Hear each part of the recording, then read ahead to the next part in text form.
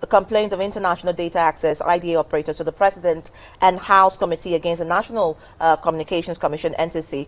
Why is local content less than 10%, which is one of the questions, and why small players who are local are being wiped out, as well as why the operators are terminating services overseas, making Nigeria lose billions in tax revenue.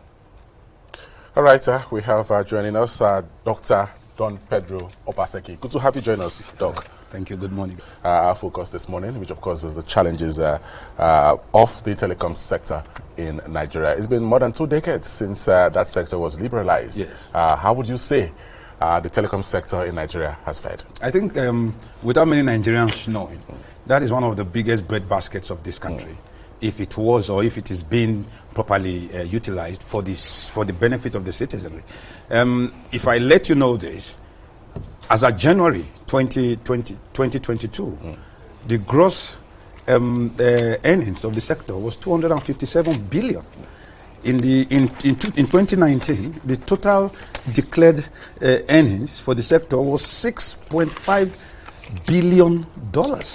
And that is averagely about, if you use the parallel market, about 3.4 trillion naira, or about 2.8 trillion naira in official rate. So that is a huge sector. And I think that with the increase in tele-density, Nigeria already has a 108% tele-density based on 190 million citizens right now. MTN alone is supposed to have more than 75 million subscribers and about 59.2 million subscribers just on data. Not to talk about the others. So we are talking about a sector that has invariably changed the thinking, the lifestyle. Everybody is, your mobile phone is your life. You know, your TV is on your mobile phone, your bank is on your mobile phone, your wife is on your mobile phone, your internet is on everything. So I think that was one of the biggest steps, giant leaps that this country has made. Unfortunately, it is unmaking a lot of persons within the Nigerian sector. Now, let's look in between the lines. Yes. Because for every infrastructure, for every sector, there must be effective leadership. Yes. Now, you have chronicled the abysmal numbers of productivity that we have seen in the sector. But let's look at the leadership. Yes.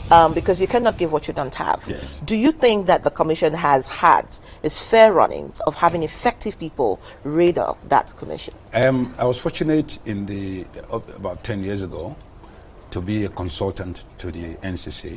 I'm also a licensee of the NCC. And I would say that at the time Dr. Ndukwe was there,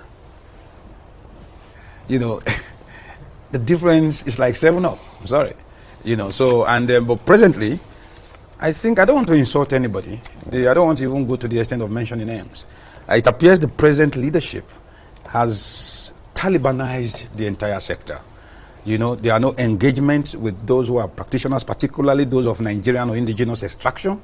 There is a deliberate attempt, a very systemic attempt, to make sure that the little bits of players who control less than 10% of the sector, who are Nigerians, no longer have access to play in the same industry. Within January and March, almost all the local licensees, particularly in the voice traffic, have closed shop. I'm not saying they are closing shop. No, they have closed shop.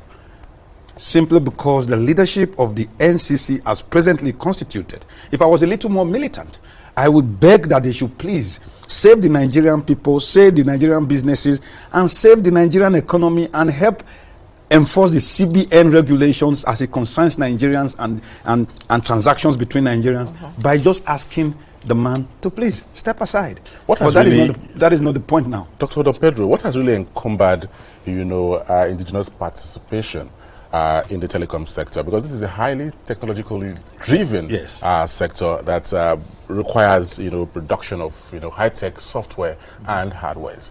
Is it a problem of capacity or policy direction? I think it's policy. For example, but do we have capacity? Of course, I will use myself. Local players have the capacity. I will use myself. These softwares and hardware. Look at it.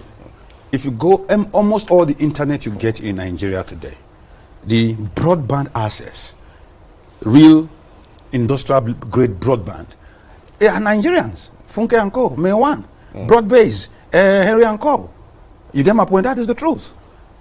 You get my point? Now, in terms of the upscaling of the digital telephony, I was one of the few people that helped build the MTN digital ecosystem. I started the MTN mobile TV protocol. So I'm Nigerian. I'm not from outer space. That is the truth. It's a truism. Now, what we have a problem with is the fact that at the very beginning, Nigerians, only one Nigerian actually got, one Nigerian business actually got the license as at the beginning. Then that is why you notice that you have 0802. You don't have 80801. That was the first bid of Mr. Denuga. His company then was 0801. But because of some problems with him and some French people and the Obasanjo government, it never saw the light of day until about a few years later, before he was relicensed with Globacom. And Globacom is a wholly Nigerian company. But basically, in terms of capacity, in terms of ability, warehousing funds, raising those funds therefrom, Econet, when they came in, although it was being run by a Zimbabwean, the capacity, the investment were from Nigerians. And some of them were even Lagos State government, Delta State government, which was the old Econet. I think where the problem is right now is that Nigeria has inadvertently, maybe wittingly or unwittingly, created a monopoly of sorts. And that is where the problem is. You see, you may not understand the huge nature of this sector. Every Nigerian has one or two mobile phones, mobile lines. MTN has 75 point something million subscribers as at a month ago, as at 2 months, as of February. We are in April now. Now, if only 50% of these active subscribers, those are active subscribers, those who must have made a call, if only 50% makes a call at 29 naira per call, that would be 108 million naira per day at 50% capacity. Are you getting my point? That is how huge this sector is. And from what is going down, see, particularly those of us who are little players or who are involved in those little play, our biggest problem now is the fact that the NCC has come out with a new policy that is not only against the Constitution of the Federal Republic of Nigeria, neither is it only against the directive of the laws that set up the financial transactions paradigms of Nigeria.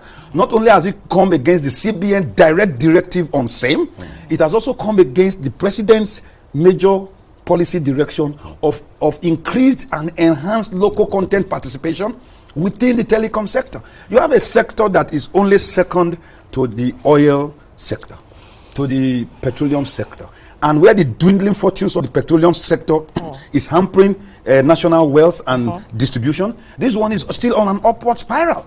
And now, this is at this critical juncture, 21 years after we have liberalized the sector, the Nigerian players, you see, when we say, they call that part of it is called the international data access, as Adora said at the beginning. You see, sometimes when you receive a call from abroad, you see a Nigerian number. Okay. What that happens is that the traffic is coming via an international data access gateway.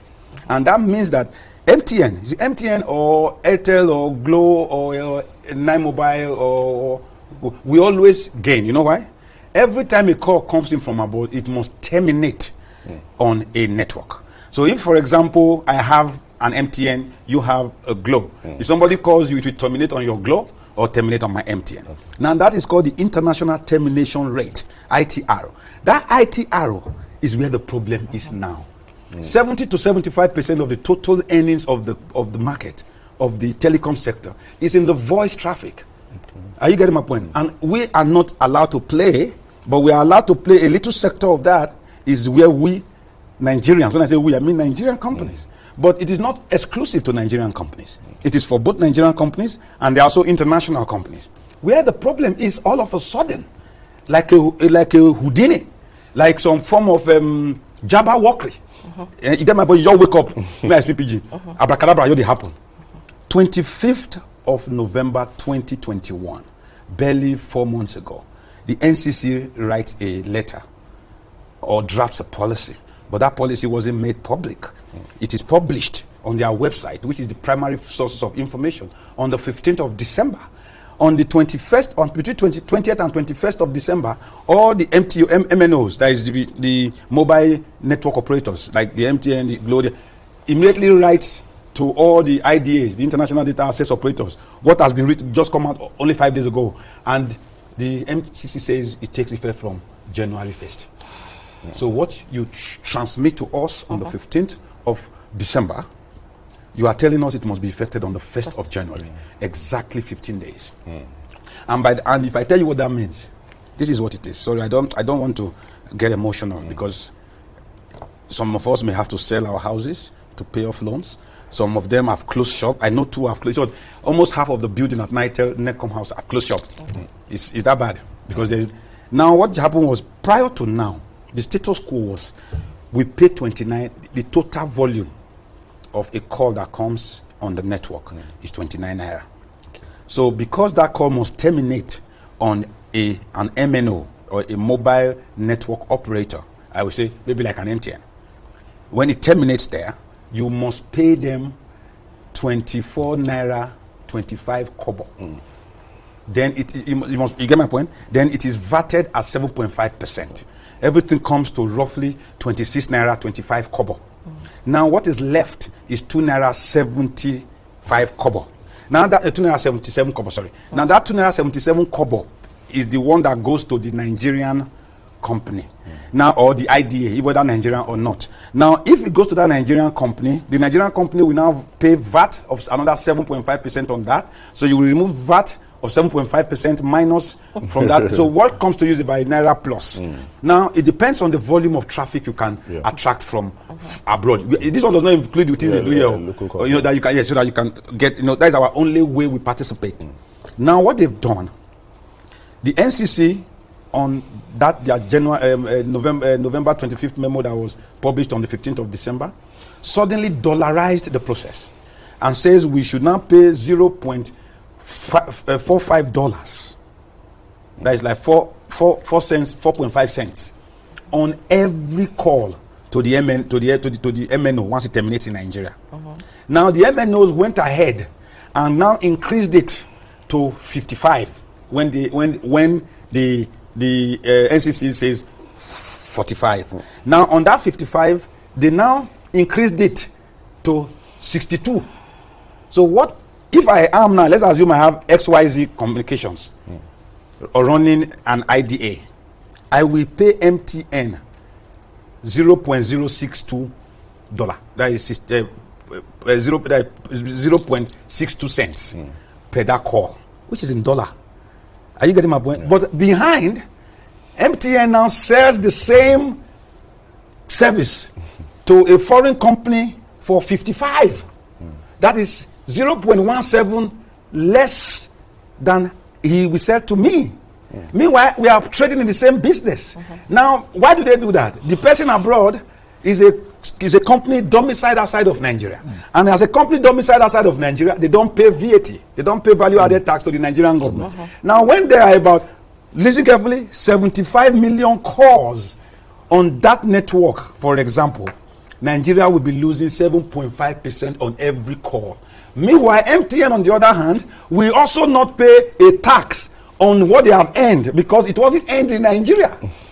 I don't know whether you get my point. Yes, yes. So now, as an operator, I pay more to MTN and at a price that is 0.17 cents more than MTN sells the same service to a foreign operator. Then I will now be VATed at 7.5%. I will now be VATed at 7.5%. Now the government is now telling me, or NCC, because it's not the government, because the government regulation is clear in the CBN memo and policy on subsidization and dollarization of the Nigerian naira, of transactions in Nigeria. I will now have to pay COT, Commission on Turnover. I will also pay the money that I will use in transferring the foreign exchange through the banks in Nigeria. I will also pay the money that I will use because they don't do dollar for your dollar transfer in Nigeria. No, they take 0.1. They call it 1.1 per mil. So for every $1,000, I will lose an extra 1 naira. So it looks like a lose-lose situation for both the local operators and the government. Yes. So now the government is losing hugely because I'm losing small, like by 100 of us. You get my point? So Pedro will lose more, Adora will lose more, your company will lose more, company GD will lose more.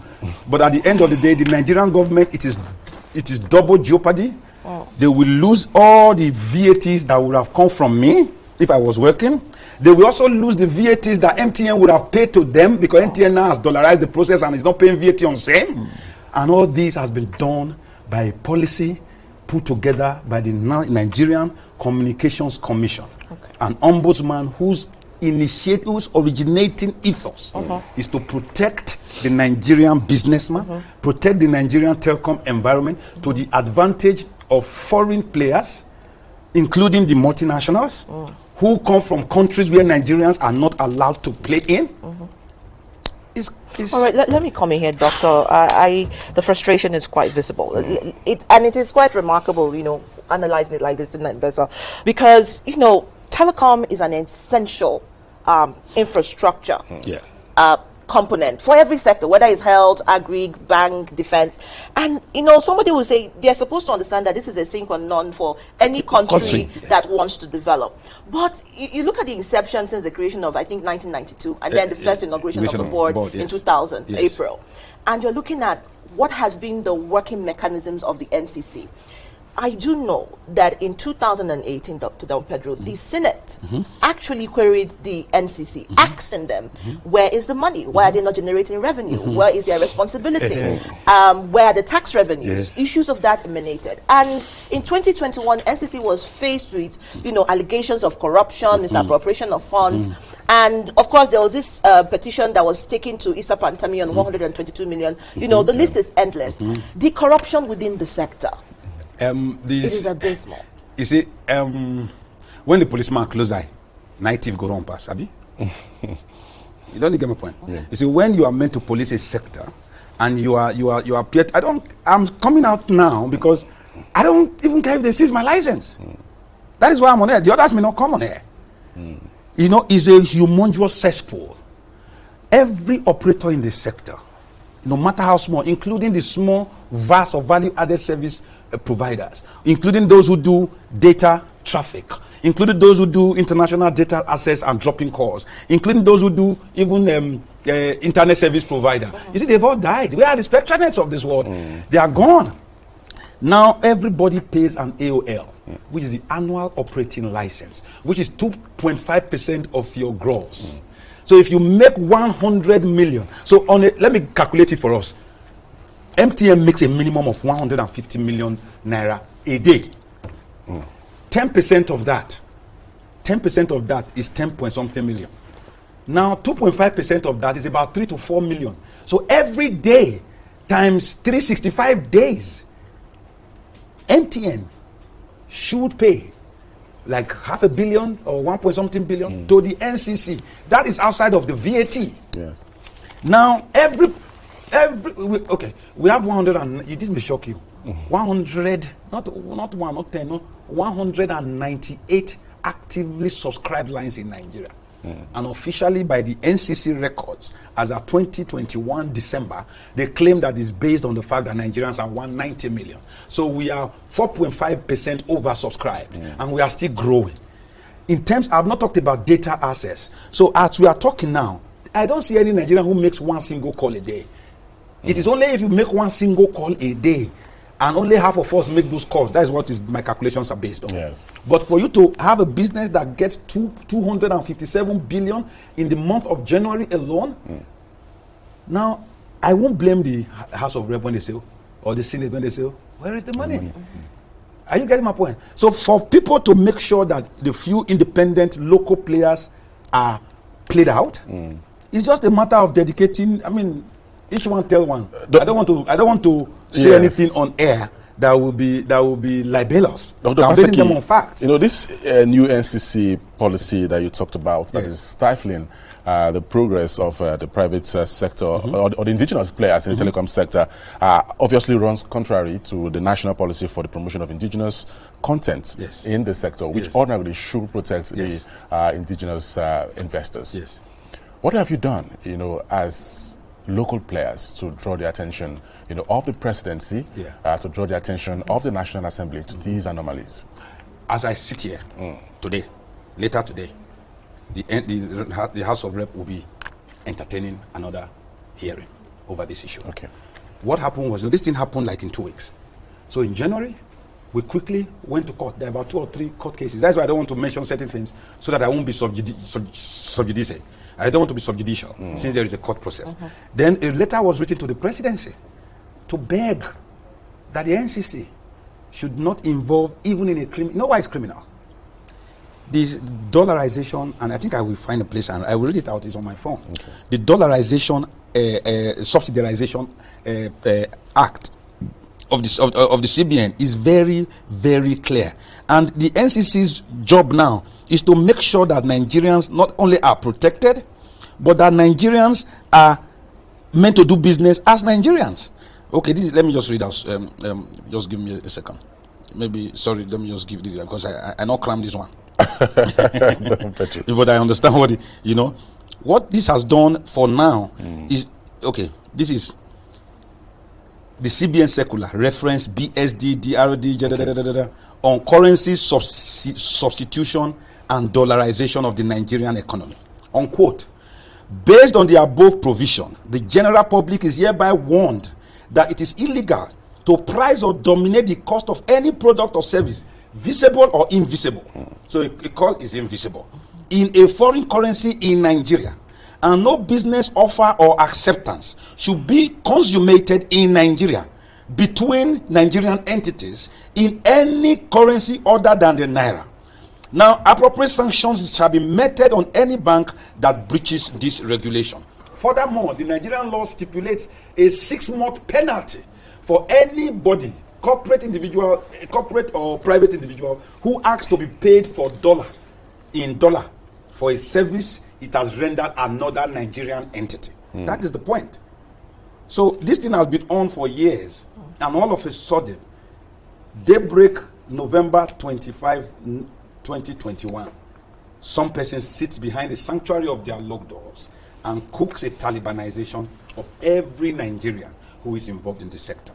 By telling me to pay 62 naira, let me put it this way, in naira terms, I should pay 62 naira to MTN and buy from MTN and sell my service to a foreign person. Meanwhile, MTN had sold the same service to a foreign company for 55 naira. And then that person, when he pays MTN, he doesn't pay VAT on the 55. When he pays MTN, MTN now does not also pay VAT to Nigeria, because MTN will claim it is a foreign earning domiciled outside of Nigeria and a service Nigeria was not involved in. So Nigeria loses money from the person who MTN had given that same service to, and then from MTN for not VATing what MTN has received. And at the same time, MTN had made sure that I, who is local, I pay 17 cents more than the man who is paying abroad, because I'm also going to sell to that man, to that person. Maybe you are standing with your phone at Trafalgar Square in London. You want to make a call on your Lebara or Leica. It comes into Nigeria via a pipe, a trafficker. The traffickers are the independent data access. Now we bring it into the country. We are in the country. We are not involved in the call origination. We are just involved in the call carriage and termination. But we must terminate it on an MTN or a Glo or an Airtel or a 9Mobile, because that is the phones you have. That's where we terminate. Now to terminate it there, I will pay the MNO, the mobile network operator, MTN, Glo, whatever. I will pay them 62 cents. But that same MNO has charged another company who has the same license as I have, but he's based abroad, 55 cents. And I am supposed to sell my 62 cents to a competitor abroad. So, ab initio, my business proposition is DOA. It's dead on arrival. My return on the investment is 0. My staff, I could have come into other things, but my staff are fired. I have a friend whose company, they've sacked almost 15,000. You get my point? That is as a result, because your take-home pay cannot, your take-home earning cannot take you home. Your take-home pay can't take you home. Then whenever I make small, maybe a few of those companies that have no other choice but to use our service, maybe they are in some very far-flung places and they don't have similar access to those who have the 55 cents, they bring it in. I will now pay money to the bank to change it to dollar, get the dollar transferred to MTN, and get 7.5% VAT on it. I will now pay a 1 per month COT to the bank, and I will now pay an annual operating license of 2.5% to the NCC on 0 earning.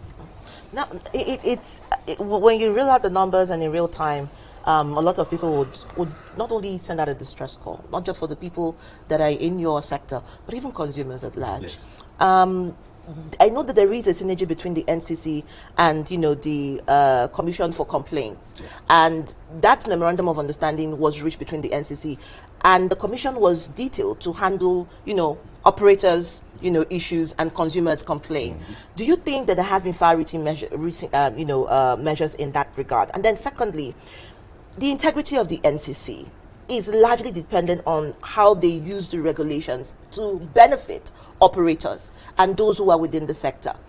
If this is the outcome, do you not think there should be a total rejig of the total NCC. Of NCC itself? In fact, as about yesterday. When I started this morning, I was trying to pull back gloves, but as I speak, I realize there is no other conclusion.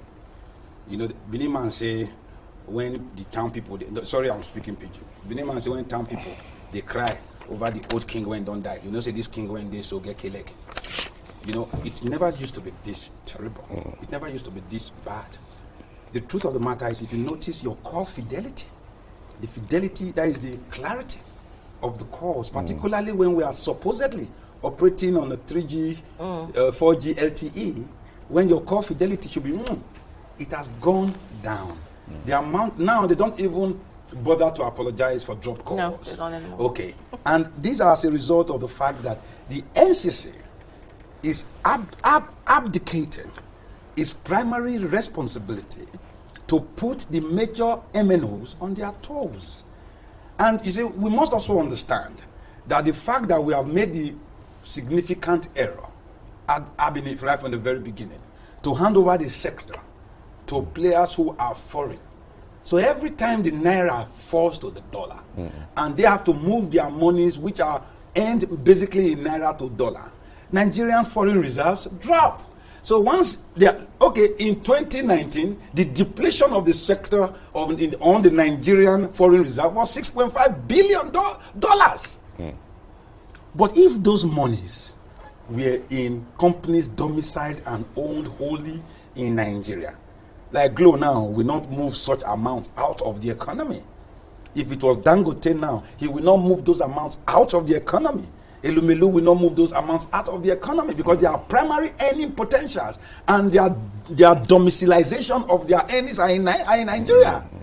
However, when it is an MTN, where majority of the shares are owned by the mobile telecoms network, MTN, owned by Electronic Media Network in South Africa, Nigeria must change all the earnings of 75 million subscribers and goes to feed homes and economies outside of the shores of our bleeding peoples. The earnings of that is the truth. The earnings of the telecom sector in Nigeria is quite huge, and of course we need to encourage the private or the indigenous players to thrive in that sector. Dr. Don Pedro Obaseki, thank you so much for. Sorry, I want to make a closing remark, please. It's a passing shot. We beg the NCC to think not only about themselves and about the foreigners. They should think about our laws. They should think about the people whose jobs are lost. We are not saying they should reinvent the wheel.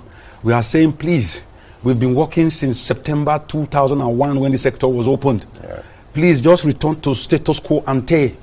Just return to how we used to operate prior to your December 31st deadline. Now, in 3 months, you've wiped off the 21-year gain of only 10% players, of all the Nigerians who have only 10% participation in the sector. Don't kill Nigeria for persons outside of Nigeria. Dr. Don P, thank you. Popularly and famously called. Thank you so much for coming on the show. And I think I'll put it quite clearly, charity begins at home. I think the citizens first, Nigerian businesses, and for the benefit of those who depend on this economy, this infrastructure, to see the lives of others bettered. Well, we'll be taking a quick break, and then we will come back, and the show continues in a moment, right? Stay. Right, we'll be right back. Thank you for the rejection.